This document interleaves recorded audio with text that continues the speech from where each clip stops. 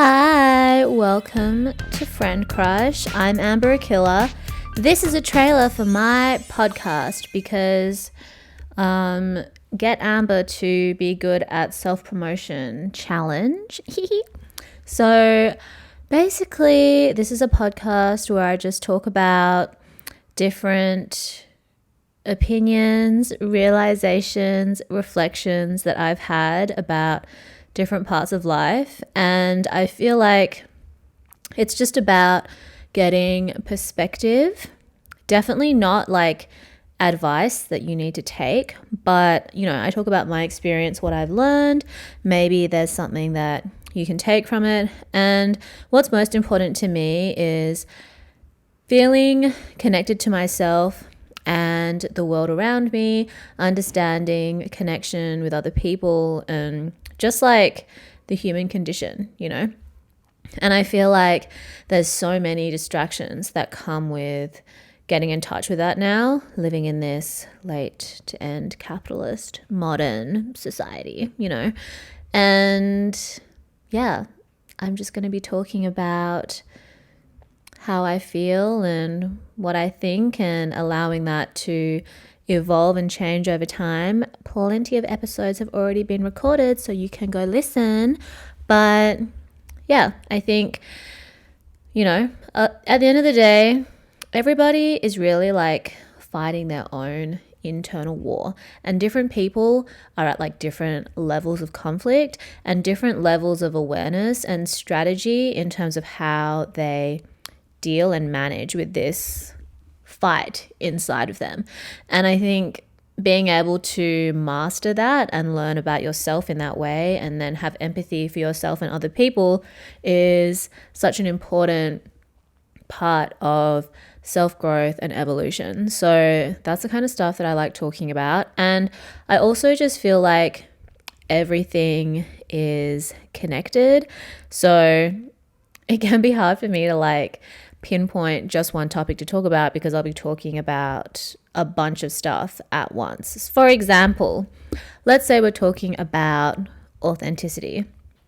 Authenticity is like one of the most important parts of the human condition that I think is so ever present and ubiquitous, but to the point where it's like overlooked and people misunderstand what authenticity is really about. And authenticity as a person is different to authenticity in the way that you're perceived and from like a marketing branding perspective. And these two things are conflated and confused, and then people just end up feeling dissatisfied because the things that they are pursuing, hoping that they're going to be living a more authentic life, is actually just things that might make them more marketable as an authentic brand, or to be perceived as authentic. So authenticity in your life for me is about knowing and being in tune with who you are and what you want, and then having your actions line up with that.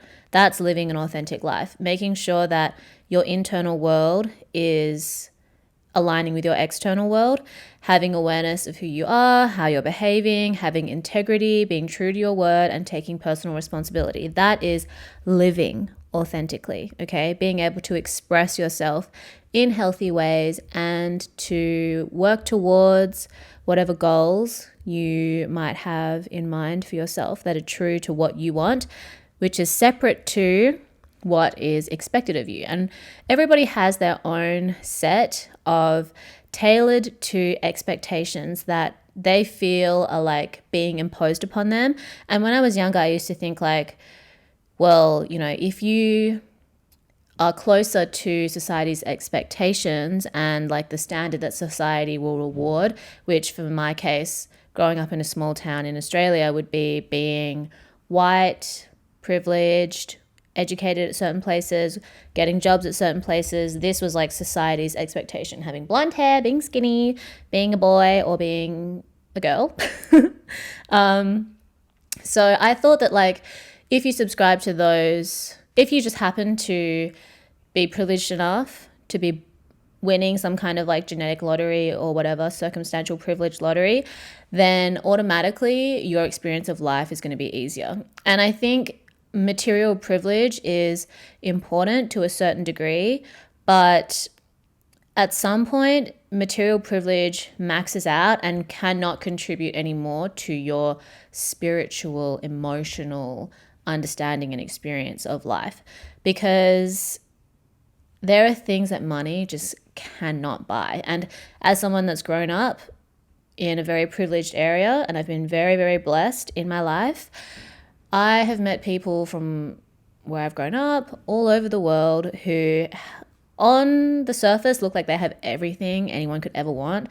Like they're hitting and checking all those boxes in terms of what society rewards and pedestals and celebrates, but they are emotionally or spiritually so unhappy with where they're at, or they don't feel satisfied and they can't figure out why, and they're continuously in pursuit of external things to give them that innate spiritual connection, but you can't buy those things. But of course, late capitalism and consumerist culture is going to make you feel like you can, and it's so easy to get caught up in that. So I don't blame people for it, but I feel like one of the most important things you can do is to build awareness around these external factors that you can feel like are dictating your life, and then just knowing how to manage them. Because the thing is like, they're always going to be there. There's always going to be some shift in the zeitgeist in terms of what is considered cool, acceptable, privilege, whatever. That's always going to be there. I don't know that that's ever going to go away, and I don't feel like it matters whether it does or doesn't, because you don't have control. I can't control the world, but I can control the way that I respond to it. And I feel like I've been able to work through certain barriers that I felt like I was being held back by when I was younger. It was difficult for me to come to terms with my identity as a Chinese woman growing up in Australia. And even with things like when I started DJing, it wasn't common for women to DJ. DJing wasn't even like the industry that it is now. And I didn't feel confident in that pursuit, even though it was something that I really wanted to do and that I really cared about. But over time, as I worked through those things, as I pushed myself and challenged myself and learned from those challenges, my confidence in those areas grew. And the way that the world responds to me affects me less, because I feel like I've done the work and I've earned the way that I feel. I haven't tried to outsource it to somebody else or to an imaginary audience who's going to validate me and make me feel good when I feel shit about myself. I haven't bought things that give me a certain type of status that I rely on to make me feel like I have value. It's because I am connected to those parts, and I've worked on that connection and built awareness around it to a point where I can sit comfortably in that part of me, and what people say matters less. And then as a result, the way that it's perceived changes too, because my attitude towards it is confident. And when you're confident about something, that resonates with people. And it doesn't matter like to what extent it does or doesn't resonate, as long as you feel centered in who you are, I think the rest will follow. And also just understanding that like all of these things take time. I can't say that like, yeah, I just woke up one day and I just didn't give a fuck. If that turning point ever came, it would be because I had been consciously, intentionally working towards getting to that point. It had always been in the back of my mind, at the forefront of my mind, oscillating between subconscious and conscious thought as something that's important to me and something that I'm working towards. And when you put so much pressure on yourself to have some kind of like overnight makeover, have some kind of magical epiphany, feeling like, okay, once you get a certain thing, once you do a certain thing, all your problems will go away, you will forever live in misery. Like the point is to focus on the journey, focus on whatever practice you need to feel centered in who you are, to build awareness around your thoughts and emotions so that you're not being ruled by subconscious desires so that you're not being ruled by a desire to avoid pain, so that you're not being ruled by fear. And all of these things are innate in the human experience. They're always going to be there, but your ability to manage them will improve as long as you're intentional with the way that you try to manage and deal with these parts of life. And I'm always going to go back to this example of how, like, when I first started working in agencies and doing freelance work, I hadn't really been exposed to like difficult clients before. And I remember like this one team that I worked with on this project that will forever go down in history because the experience was just next level cooked. The team that I worked with, like, will always remember this job that we worked on, and we still mention it to each other to this day, even though the project is well and truly over. I mean, it was in like 2018 and it's 2021 now. But I learned so much from that experience, watching how other people who are more senior members of the team than I was dealt with clients, what they were doing that was helpful, what they were doing that wasn't helpful. And I learned how to better manage the way that I work in future projects from then on. And then recently I had the opportunity to work with people from that team again for another client. And straight off the bat, when they were giving me a debrief of where they were at with the project, they said, like, this client is very similar to that client that we all worked on a few years ago. And immediately I knew what to expect. And of course, like, it was a difficult client, but my ability to manage and deal with them was like so much better than what it would have been a few years ago. I had so much more experience and wisdom around how to just not take things personally, how to navigate a situation and a conversation back to what like our mutual what our goals were in terms of like working together, what we wanted to get out of a certain project, how to refocus conversations back to that when the client was like going off on weird tangents about stuff that wasn't relevant. So the thing that I take away from those experiences is that after the first time you deal with a shitty client, it's not like you're never going to deal with a shitty client again, okay? They're everywhere. It's inevitable. So the only thing that really changes is your ability to manage them. And as you progress in life, the stakes get higher. So you need to build resilience, and you need to have like a toolbox that you open up and use when you're dealing with, you know, uncomfortable situations or challenges. And this is the same for everything in life. I can also apply it to like toxic friends. I thought that like, okay, I've exited a toxic friendship, so now I'm just never going to be in a toxic friendship again. But lo and behold, honey, toxic bitches be everywhere, okay? And you're not always going to be compatible with every single person that you meet. So sometimes it's not a sign from the universe that someone's in your life, it's a test. And like, did you learn anything from last time? So think about like how, so instead of thinking like, okay, I'm never going to have to deal with a toxic person again, think about, okay, what did I learn from that experience?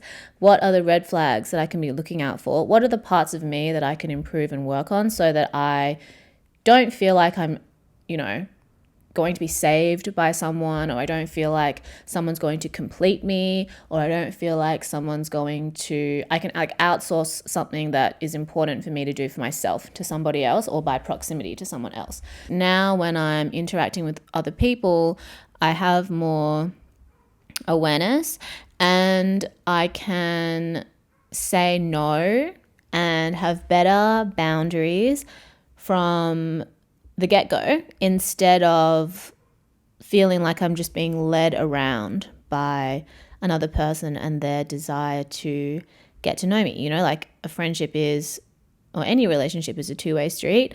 So you need to know what you're contributing and also like what you're getting out of it. And a healthy relationship is going to be one where you're mutually respectful and supportive of each other. And I've been in lots of situations where, when I was younger, where I didn't really feel respected and supported by people in my life. And I think because I hadn't truly had the experience that I've had now with healthy friendships, it was very difficult for me to walk away. But when I still believed, like, I couldn't consciously pinpoint what it was. I just knew that something was wrong. I couldn't describe it. And I had faith that there was better out there. You know, like, this wasn't the peak of friendship. This wasn't the peak of my experience in life, which brings me to another point. Never assume you've peaked, okay? Never assume you've peaked, because life is just like cycles, okay? When you think about yin and yang, light and dark, up and down, you're going to be going through a cycle. You know, the circle of life is just lots of little circles. So yeah, understand and accept that bullshit is everywhere, and you can't control the outside world. You can only control how you manage it. And as long as you're learning healthier ways, improving the ways in which you manage your response to the outside world, your experience of life will improve, and your ability to deal with challenges will improve, and you'll continue to build like a better foundation for how you'll build a better foundation that will help you. You'll build a better foundation, a stronger, more stable foundation on top of which you build, okay? Because sometimes people are out here living on a house of cards or whatever. And yeah, connection with yourself is so important in terms of authenticity. Back to the beginning. Because when you are truly connected to yourself and taking full responsibility for how you feel and how you want to move in the world, what other people say is not going to matter so much. You're going to be able to appreciate the way that information from out here only helps you get better perspective on what's in here. Because, you know, most of the time when we're asking for advice, we know what we want to do, okay? But you're just looking for other people to give you more information so that you can better understand why you want what you want.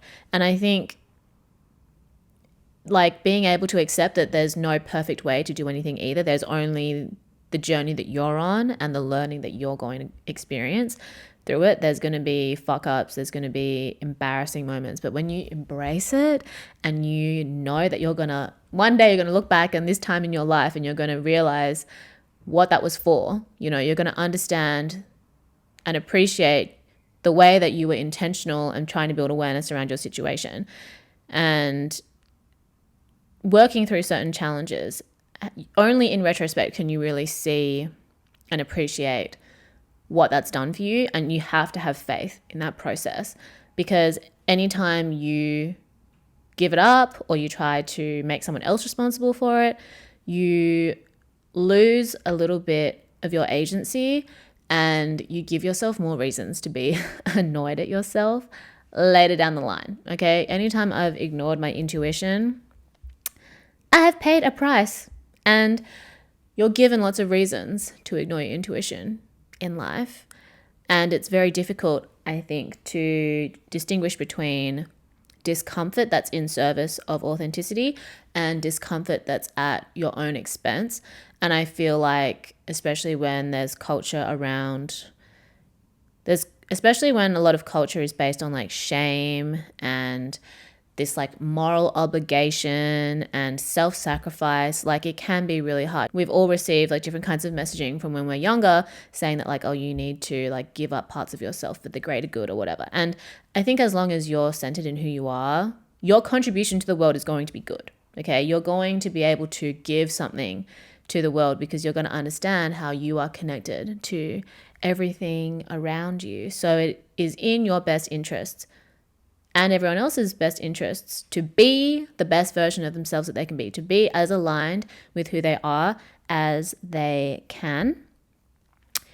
And I think the way to do these things is not thinking about what you can buy, where you can go. It's all just about like what you can do.